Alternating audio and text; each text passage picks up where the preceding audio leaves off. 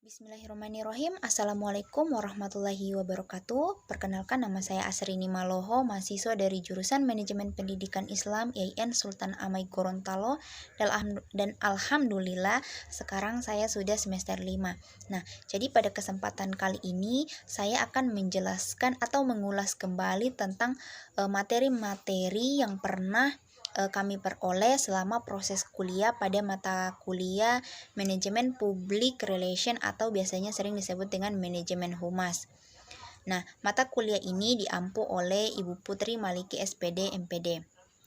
Adapun materi-materi yang dapat saya sampaikan pada kesempatan kali ini, yang pertama adalah membahas mengenai materi kelompok 1, yakni konsep dasar public relation dan konsep dasar manajemen public relation atau biasanya sering disebut dengan humas. Jadi, public relation adalah sebuah usaha yang direncanakan secara terus-menerus dengan sengaja guna membangun dan mempertahankan pengertian timbal balik antara organisasi dan masyarakat.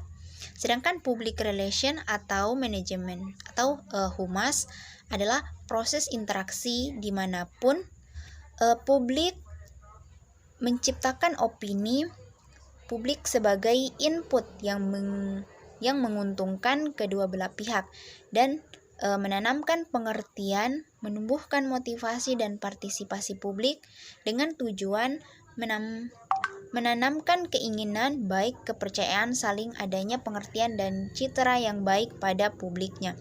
Jadi dalam konsep dasar public relation dan konsep dasar manajemen public relation ini merupakan sebuah konsep awal di mana antara publik dan publik dengan masyarakat sekitar harus menjalin sebuah komunikasi yang baik. Karena agar bagaimana bisa menciptakan hubungan masyarakat yang baik, maka harus adanya komunikasi yang baik. Nah, kemudian yang kedua membahas mengenai hakikat manajemen humas di sekolah. Manajemen humas ini adalah manajemen yang mengatur hubungan antara lembaga dan masyarakat. Manajemen humas mempunyai peran besar bagi perkembangan lembaga, karena bagaimanapun suatu lembaga tidak mungkin akan dapat berkembang dengan baik tanpa adanya hubungan baik dengan masyarakat sekitar, apalagi lembaga pendidikan madrasah.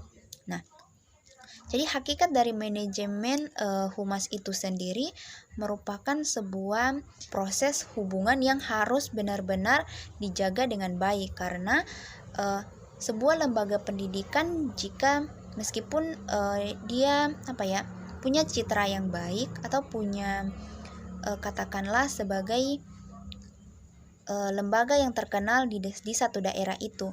Nah, lembaga ini tidak akan bisa memberikan pengaruh lebih besar apabila tidak ada hubungannya atau misalnya tidak memiliki hubungan yang baik terhadap masyarakat.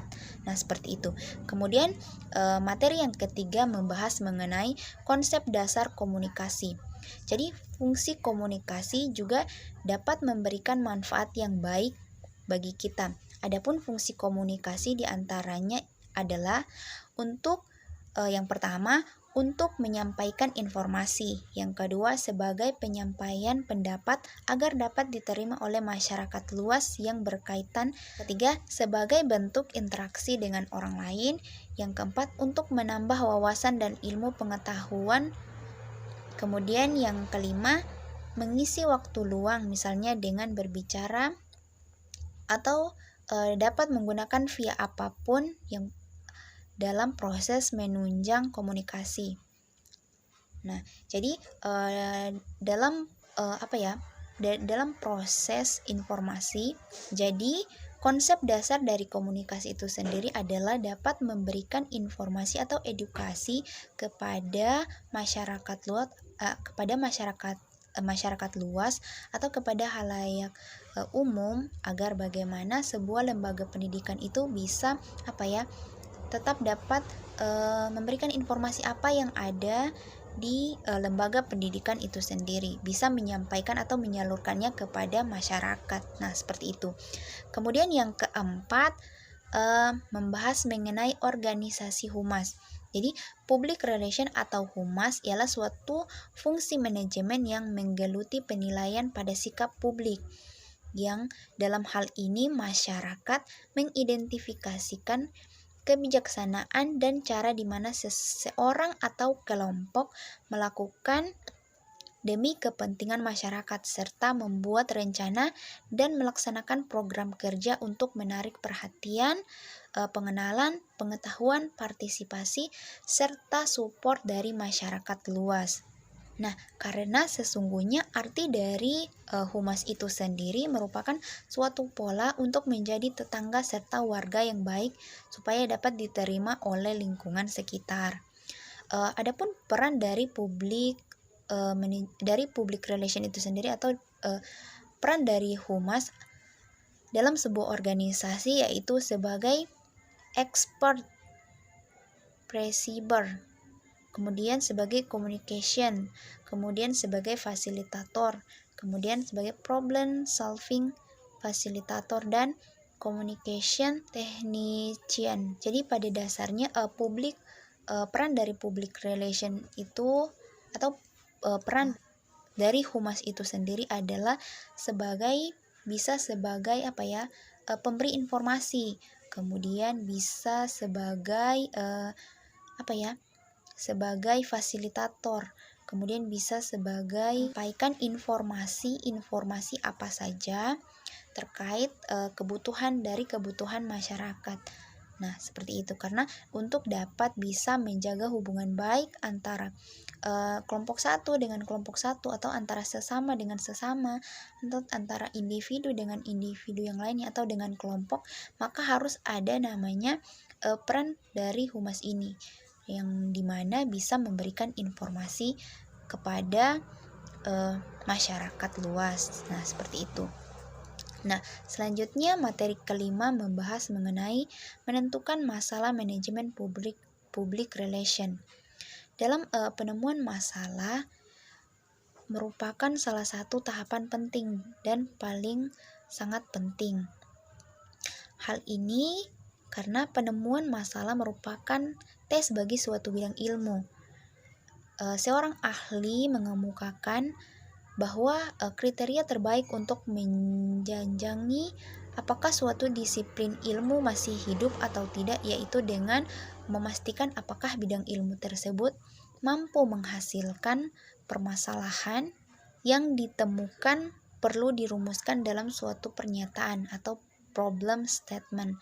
Nah, dalam penelitian humas menggunakan cara untuk mengamati kecenderungan opini publik dan kegiatan sosial yang mungkin dapat menimbulkan akibat nyata bagi organisasi atau sebuah perusahaan. Nah, selanjutnya membahas mengenai perencanaan program public relation. Jadi dalam manajemen public relation atau dalam humas itu sendiri, pasti kalau kita berbicara mengenai manajemen, pasti ada yang namanya sebuah perencanaan, karena dalam mencapai sebuah tujuan organisasi atau tujuan dari lembaga pendidikan itu sendiri, maka tahap awal dari manajemen atau dari fungsi manajemen itu sendiri adalah dimulai dari perencanaannya. Nah, perencanaan dari program public relation ini, dari program humas ini sebagai tempat untuk menetapkan target dari operasi public relation yang nantinya akan menjadi tolok ukur atas segenap hasil yang diperoleh. Nah, kemudian dapat bisa menghitung jumlah jam kerja bagi biaya dan membagi biaya yang diperlukan oleh sebuah lembaga. Nah, selanjutnya untuk menyusun skala prioritas guna menentukan jumlah program dan waktu yang perlu untuk melaksanakan segenap program public relation. Kemudian untuk dapat menentukan kemungkinan menciptakan tujuan-tujuan tertentu dengan tersedianya staf pendukung atau personil yang mencukupi dengan dukungan sumber daya yang ada. Nah, selanjutnya implementasi program public relation. Nah, dalam pembahasan ini tentu saja dia berlanjutan dengan pembahasan yang sebelumnya, di mana yang telah saya katakan tadi bahwa dalam proses manajemen tentu adanya sebuah tahap pertama, yaitu perencanaan. Nah, kemudian setelah perencanaan itu ada tahap dari implementasi. Jadi dalam proses penyusunan rencana-rencana apa yang akan dicapai di kemudian hari, kemudian dari rencana-rencana tersebut diformulasikan dan kemudian diimplementasikan pada sebuah lembaga itu sendiri. Nah, jadi proses implementasi pada program public relation ini pada dasarnya tujuan umumnya adalah sebagai program kerja dan berbagai aktivitas public relation atau humas di lapangan. Nah, cara menciptakan hubungan yang harmonis antar organisasi atau perusahaan yang diwakili dengan publiknya adalah untuk bisa terkait, bisa saling mengaitkan.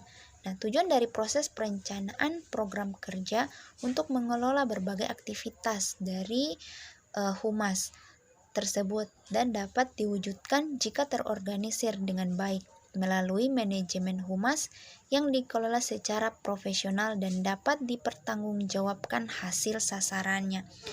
Nah, jadi proses dari implementasi ini adalah proses yang kemudian dilanjutkan dari perencanaan tadi. Kemudian ada implementasinya. Nah, seperti itu. Nah, selanjutnya membahas mengenai evaluasi program public relation atau humas. Evaluasi adalah alat manajemen yang berorientasi pada tindakan dan proses. Informasi yang dikumpulkan kemudian dianalisis sehingga relevansi dan efek serta konsentrasinya. Jadi, evaluasi ini adalah tahap lanjutan dari proses implementasi tadi.